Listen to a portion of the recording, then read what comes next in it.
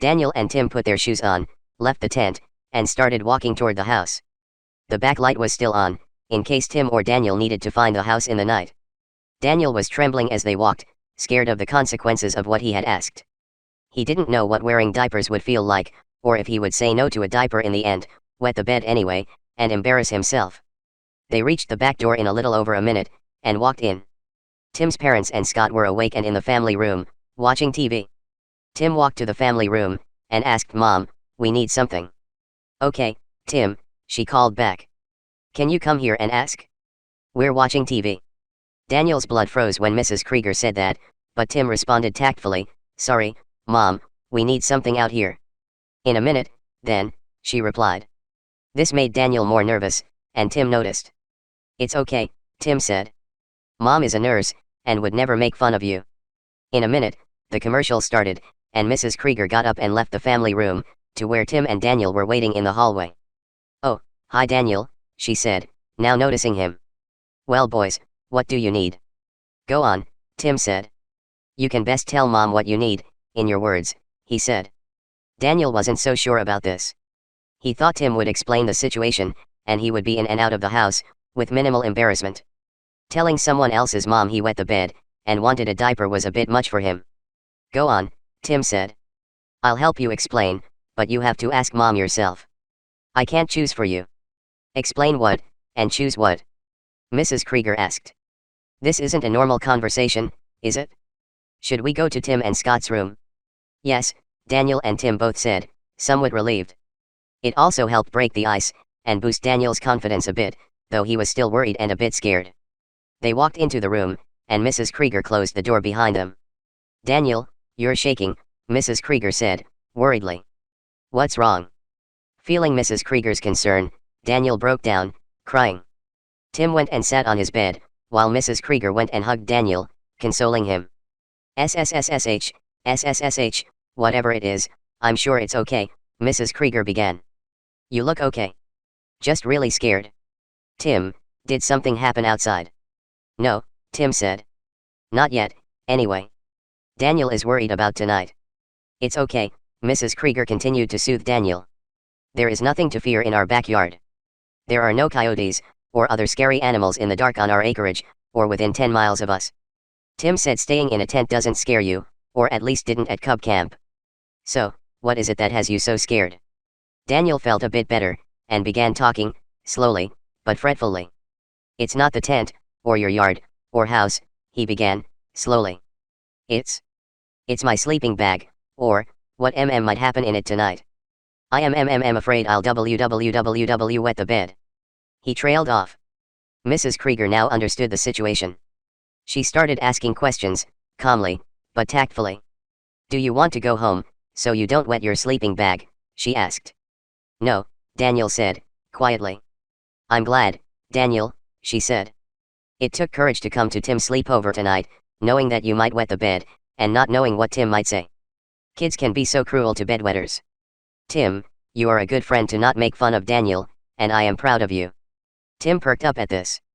"But, if you don't want to go home, and Tim knows and accepts that you might wet the bed, then why are you so scared?" Daniel took several deep breaths, and then began.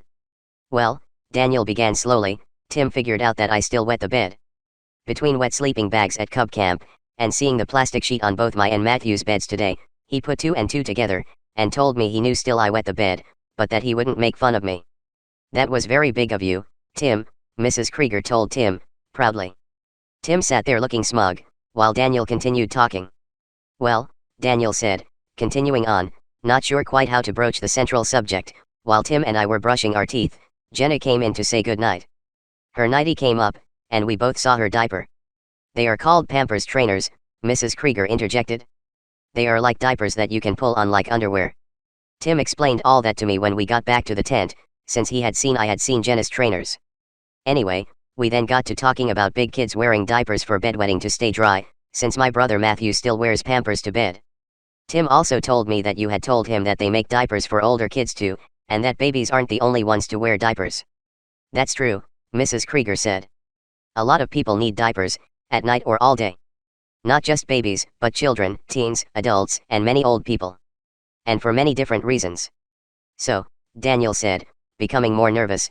When I saw Jenna tonight, I realized that it is okay for kids my age to wear diapers to bed for bedwetting, and that they do make diapers my size, since Jenna is nearly my size.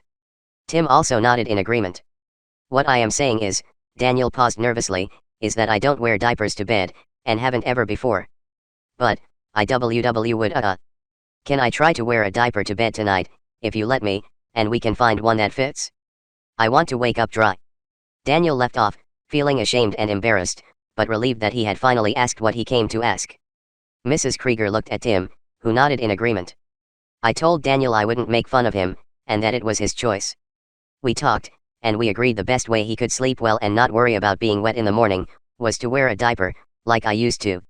I know Jenna has her diapers, but I also mentioned there might be other diapers that might fit better, and be more absorbent and surer not to leak. Tim left out the part where he had told Daniel about Scott's recent bedwetting, and the diapers he wore to manage it. Mrs. Krieger then looked thoughtfully at Daniel. That was a very difficult question to ask, Daniel. I'm glad you had the courage to ask me. Asking to be put in diapers again, after never wearing them since you were a baby, can be very upsetting. I see that struggle with people of all ages at my job at the doctor's office. Some people accept they need diapers quickly, while other people resist it as long as they can. But, being in a wet diaper and a dry bed is healthier than sleeping surrounded by your own mess all night. Does that mean I can have a diaper tonight? Daniel asked. Well, there is one thing that might change your mind on that tonight, Daniel, Mrs. Krieger explained. Jenna's trainers are the only diapers in the house. If you really need a diaper tonight, it will have to be one of hers. I don't have any plastic pants left, other than the ones I used when my kids were babies, so we can't make a cloth pin-on diaper. A cloth diaper would leak without plastic pants, and you would then be in a wet sleeping bag anyway. It's Jenna's trainers, or nothing. If you don't want those, I can still drop you off at your house tonight, if you want. Daniel though about what Mrs. Krieger said. Jenna's diapers could be pulled on, which was less embarrassing than Matthew's Pampers. Matthew's diapers had baby designs, but Jenna's had pink bears and flowers. And would Jenna's diapers fit? She was younger than Daniel, and a bit smaller. I really don't want to wear a girl's diaper, Tim, Daniel said, reluctantly. I don't want you to go home, Daniel. Tim said, upset. I know it's not exactly what you wanted, but they will help keep you dry, and neither of us will tell anyone you wore Jenna's trainers tonight. If I had to, I would wear them, rather than wake up wet tomorrow. And Mom and I won't tell, Tim said, looking at his mom. I won't say anything, Mrs. Krieger promised. But Tim, since you aren't being asked to wear Jenna's trainers tonight, I'd be careful saying things like you'd wear your sister's bedwetting underwear rather than end the sleepover, since it is hard to believe. Daniel had thought seriously about wearing Matthew's baby diapers, and this was a different type of embarrassing. At least he might put on Jenna's trainers himself, without the embarrassment of being changed into a diaper. Tim and Mrs. Krieger promised they wouldn't tell. Who besides them would see him in Jenna's trainers, once his pajamas were back on? Daniel decided to take the risk. Can I try one of Jenna's diapers on in here, to see what it is like? Daniel asked. Of course, Mrs. Krieger said. I'll go get a few from Jenna's room, in case you are wet in the night, and need to change. I don't want to disturb Jenna more than once.